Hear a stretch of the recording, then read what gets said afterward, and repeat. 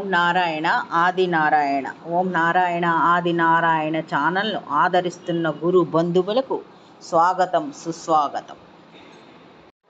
ఓం నారాయణ ఆది నారాయణ. ఓం శ్రీ భగవాన్ వెంకయ్య స్వామినే నమః. ఆశ్రిత జనరక్షకుడు, దేనజన బాంధవుడు శ్రీ భగవాన్ వెంకయ్య స్వామి వారి పాద పద్మములకు నా ప్రణామములు. సమస్త సగుణ రూప నిర్గుణ రూప గురుదేవుల పాద పద్మములకు నా నమస్సుమాంజలి. అవధూత శ్రీ భగవాన్ వెంకయ్య స్వామి వారి సర్వసమర్థతను తెలిపే లీలలు మరియు శ్రీ స్వామివారి గురించి ఏమాత్రం పరిచయం, శ్రీ భగవాన్ వెంకయ్య స్వామి వారి గురించి ఏమాత్రం పరిచయం లేని ఆర్తులకు భౌతిక దర్శనం ప్రసాదించి వారిని తమ సన్నిధికి చేర్చుకున్న లీలలు ఈనాటి సర్వసమర్థ లీలల్లో స్మరించుకుందాం. సద్గురు దర్శనం సర్వపాపహరమని వేదవాక్కు. ఆ వాక్కును శ్రీ భగవాన్ వెంకయ్య స్వామి వారి నోటి నుండి ఇలా వెలువడిద్ది. అయ్యా, ఈ ముఖాన్ని ఒకసారి చూసిన వారి పాపాలు 1000 ఆమళ్ళ దూరంలో ఉంటాయని గుర్తుంచుకో అని శ్రీ భగవాన్ వెంకయ్య స్వామి వారి నోటి నుండి వచ్చిన అమృత వాక్కులు పలికిన లీలలు ఇప్పుడు స్మరించుకుందాం.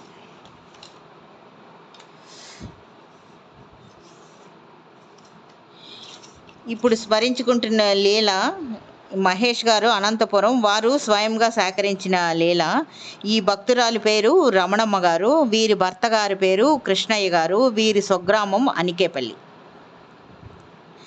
ఈ అనికేపల్లి గ్రామము నుంచే శ్రీ భగవాన్ వెంకయ్య స్వామి వారి ఆశ్రమంకు భిక్ష రోజు తీసుకొస్తూ ఉంటారు. భిక్ష తీసుకొచ్చి అది అన్నము రాశిలో కలుపుతూ ఉంటారు.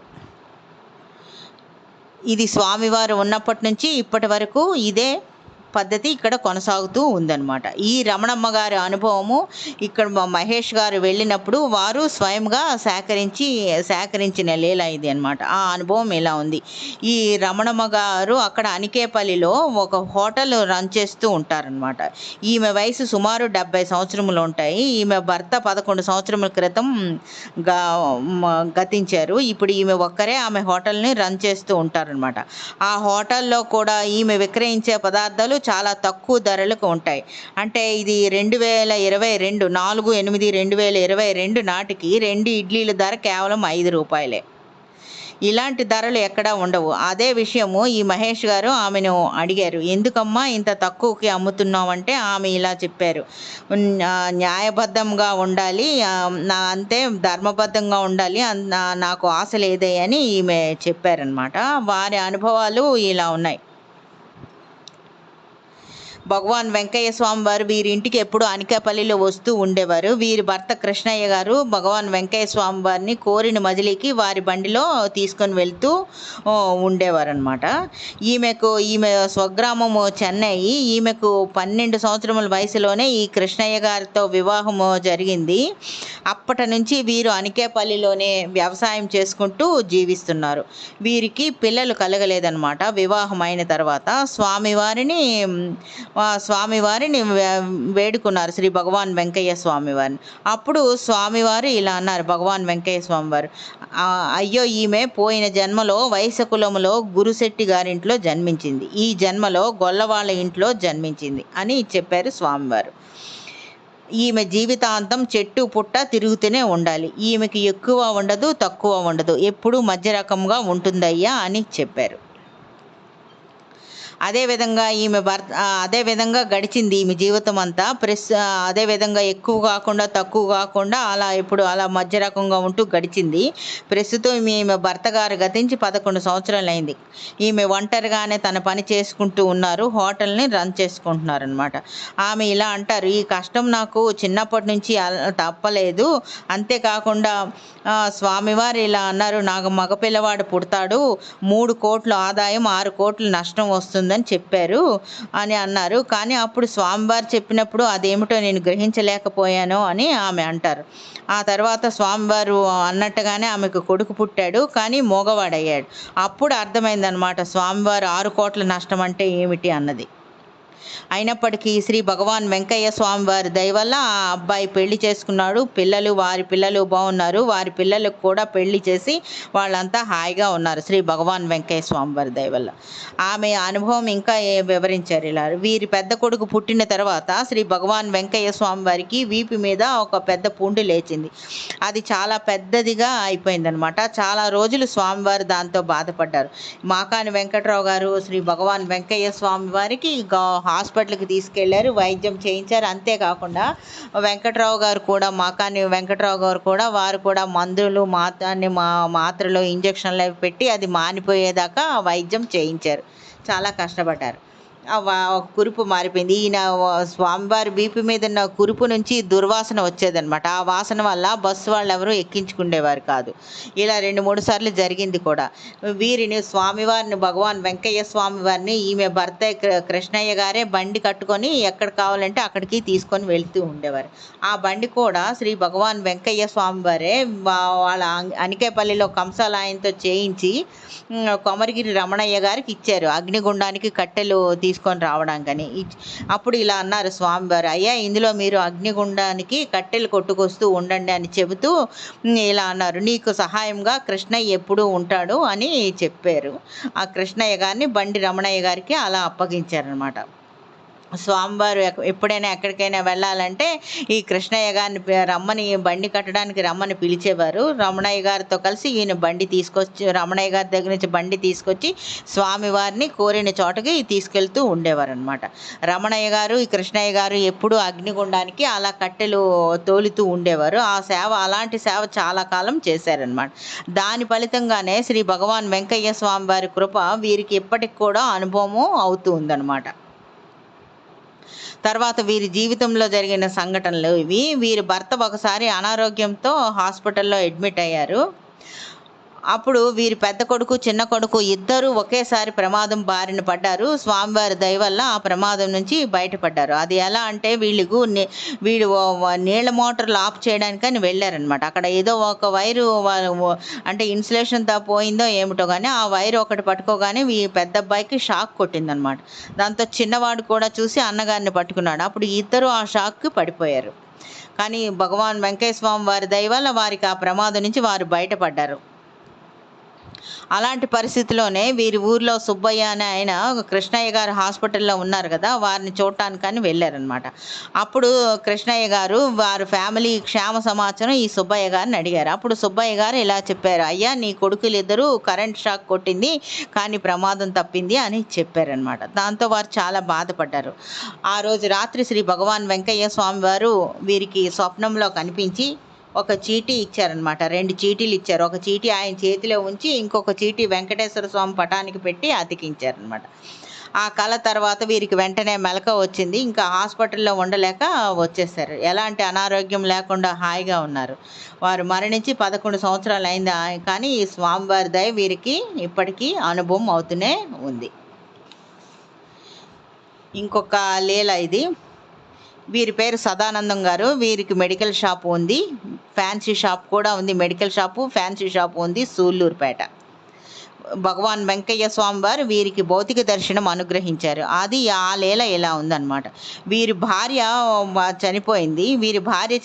వీరి భార్య వియోగం వల్ల వీరు మానసిక అశాంతికి గురి అయి పరధ్యానంగా ఎప్పుడూ ఉంటూ ఉండేవారు. అలా ఆలోచిస్తూ ఒకరోజు ఏమిటంటే మోటార్ బైకు చెట్లలోకి వెళ్ళిపోయారనమాట. తెలియలేదు, పరధ్యానంతో ఉండడంతో మానసిక స్థిమితం లేక చెట్లలోకి వెళ్ళిపోయారు. అదే ఏదైనా వాహనానికి గుద్ది ఉంటే ప్రాణాపాయం అయి ఉండేది. దాంతో వారు ఆ రోజు మోటార్ బైకు అమ్మేశారు. దాంతో నేను రోజు నాయుడుపేట నుంచి సూళ్ళూరుపేటకు సీజన్ టికెట్ కొనుక్కొని ట్రైన్లో వెళ్ళి వస్తూ ఉండేవారు. అక్కడికి వెళ్ళి మెడికల్ షాపు, ఫ్యాన్సీ షాపు 2 చూసుకుంటూ ఉండేవారు. రైలు తప్పిపోయినప్పుడు లారీలు ఎక్కుతూ వెళ్తూ ఉండేవారు. కానీ ఆ లారీలోని శ్రీ భగవాన్ వెంకయ్య స్వామి వారి ఫోటో ఉండేది. ఆ లారీలో ఈయన అనుకుంటూ ఉండేవారు అన్నమాట, ఈయన లారీ ఓనరా, వేషం భిక్షగాని వల్లే ఉంది, తంబూరా గోచి ఉంది అని అనుకుండేవారు. కానీ ఆ లారీ డ్రైవర్ని ఈ ఫోటోలో ఉండే ఆయన ఎవరు అని ఎప్పుడూ అడగలేదన్నమాట. ఆ తర్వాత అదే వ్యక్తి ఈయన ఒకరోజు ట్రైన్లో ఉంటే వీరి ఎదురు సీట్లో తంబూరా పెట్టుకొని కూర్చొని ఉన్నారనమాట శ్రీ భగవాన్ వెంకయ్య స్వామి వారు. ఇదేంటి లారీలో ఫోటోలో వ్యక్తి ఇక్కడికి వచ్చారని అనుకొని ఒక పాట పాడు, డబ్బులు కూడా అడగడం ఏమిటి ఈయన అనే ఆలోచనతోనే అలా ఉన్నారు. ఈ లోపున వారికి స్టేషన్ వచ్చింది, దిగిపోయారు. కానీ ఆ వ్యక్తిని ఈ సదానందం గారు పలకరించలేదు కూడా. ఆ తర్వాత వీరి స్నేహితుని బలవంతం మీద గొలగమూడి వెళ్లారు. సమాధి మందిరంలో ఫోటోలు చూసి ఒక్కసారిగా అదిరిపోయారు. ఇదేంటి, ట్రైన్‌లో నాకు కనిపించిన వ్యక్తి ఇక్కడ పెద్ద పెద్ద ఫోటోలున్నాయని అడిగారు. అంటే అతనే భగవాన్ వెంకయ్య స్వామి వారు. 1982 ఆగస్టు 24 వరకు ఉన్నారు. ఆగస్టు 24న సమాధి చెందారు. ఇప్పటికీ కొంతమంది భాగ్యశాలులకు, అదృష్టవంతులకి వీరు భౌతిక దర్శనం ఇస్తున్నారు అని అక్కడ వారి వల్ల వీరు తెలుసుకున్నారనమాట. క్రమంగా వీరి మానసిక స్థితి సరి అయింది. మామూలు మనిషి అయ్యారు. భగవాన్ వెంకయ్య స్వామి వారి భక్తులయ్యారు. ఇంకొక లీల ఇప్పుడు. ఇది చేకూరి పిచ్చయ్య గారు. వీరు నెల్లూరులో ఎలక్ట్రానిక్ షాప్ ఉంది వీరికి ఆయుర్వేదిక వైద్యం కూడా తెలుసనమాట. వీరి స్నేహితులు భగవాన్ వెంకయ్య స్వామి వారి దగ్గరికి ఎప్పుడు వెళ్తూ వస్తూ ఉండేవారు. నెల్లూరు కొండాయిపాలెం దగ్గర దొడ్ల రామరెడ్డి గారు కొండాయిపాలెం అనాథల కొరకు కొన్ని షెడ్లు నిర్మించారు. ఆ షెడ్లో శ్రీ భగవాన్ వెంకయ్య స్వామి వారు కూడా అక్కడ విడిది చేస్తూ ఉండేవారు. చాలా కాలం శ్రీ స్వామివారు కూడా అక్కడే ఉన్నారనమాట. 1965 ప్రాంతానికి శ్రీ భగవాన్ వెంకయ్య స్వామి వారికి కాళ్ళు పట్టుకుపోయాయి. అంటే ఇంకా నడవలేని పరిస్థితికి వచ్చేసారు. దాంతో వారిని అప్పుడు ఈ రామరెడ్డి గారు డాక్టర్ శ్రీ పుచ్చలపల్లి రామచంద్రారెడ్డి గారి దగ్గరికి తీసుకొని వెళ్ళారు. అప్పుడు డాక్టర్ గారు పరీక్షించి ఇలా అన్నారనమాట, వీరికి ఎలోపతి వైద్యం కంటే నూనె మర్దన లాంటివి చేస్తే కాళ్ళు వచ్చేందుకు ఆస్కారము ఉంది అని చెప్పారు డాక్టర్ గారు. దాంతో ఈ రెడ్డి గారు స్వామివారిని కారులో తీసుకొని కొండాయిపాలెం వెళ్తూ చెరుకూరి పిచ్చయ్య గారి షాప్ ముందు ఆపారు. ఈ షాపులో ఈ రెడ్డి గారికి కూడా ఒక భాగం ఉందన్నమాట. ఈ పిచ్చయ్య గారికి ఆయుర్వేదిక వైద్యం కూడా తెలుసు కదా, కనుక రెడ్డి గారు ఈ విషయం అతనికి తెలియజేశారనమాట. దాంతో ఈ పిచ్చయ్య గారు రోజు రాత్రిపూట ఈ వనమూలికల తైలం పూసి భగవాన్ వెంకయ్య స్వామి వారికి మర్దన చేస్తూ ఉండేవారు. అలా 1 సంవత్సరం పాటు చేశారు. కానీ ఏమీ ప్రయోజనం లేదు. అప్పుడు పిచ్చయ్య గారు ఇలా అనుకున్నారు, నేను భక్తి శ్రద్ధలతో చేయలేదేమో, స్వామివారికి నయం కాలేదని అనుకున్నారు. కానీ స్వామివారిని అడిగితే సరిపోతుంది కదా అని అనుకున్నారు. అలా ఏమైతే అయిందిలే అని ఒకసారి స్వామివారిని అడిగారనమాట. స్వామి, ఏ మందు అయితే మీ కాళ్ళు బాగవుతాయి అని అడిగారు. అప్పుడు శ్రీ స్వామివారు ఇలా అన్నారు, అయ్యా కుక్కపురి మందు అయితే బాగవుతుందయ్యా అన్నారు. కుక్కపురి మందు అంటే వీరికి ఏమీ అర్థం కాలేదు. ఆయుర్వేదిక వైద్య పుస్తకాలన్నీ వెతికి చూశారు కానీ లాభం లేకపోయింది. ఆ తర్వాత స్వామివారితో వీరు ఇలా విన్నవించుకున్నారు, స్వామి, మేము సంసారంలో ఉన్నాము కదా, ఎన్నో పాపాలు చేసి ఉంటాము, అందుకే మేము చేసిన వైద్యం మీకు పనిచేయలేదేమో అని విన్నవించుకున్నారు. అప్పుడు స్వామివారు ఇలా అన్నారు, అయ్యా, ఈ ముఖాన్ని ఒక్కసారి చూసిన వారి పాపాలు 1000 ఆమళ్ళ దూరంలో ఉంటాయని గుర్తుంచుకో అని అన్నారు స్వామివారు. అప్పుడు ఈ చేకూరి పిచ్చయ్య గారు ఇలా అడిగారు, స్వామి, మీకు ఏ మందు ఇస్తే కాళ్ళు వస్తాయి అన్న వెంటనే భక్తి ఉంటే వస్తాయి అన్నారు. ఎంత భక్తి ఉండాలి స్వామి అని అడిగారు. అంటే పైసా అంత భక్తి ఉంటే పని చేస్తాయే అన్నారు స్వామివారు.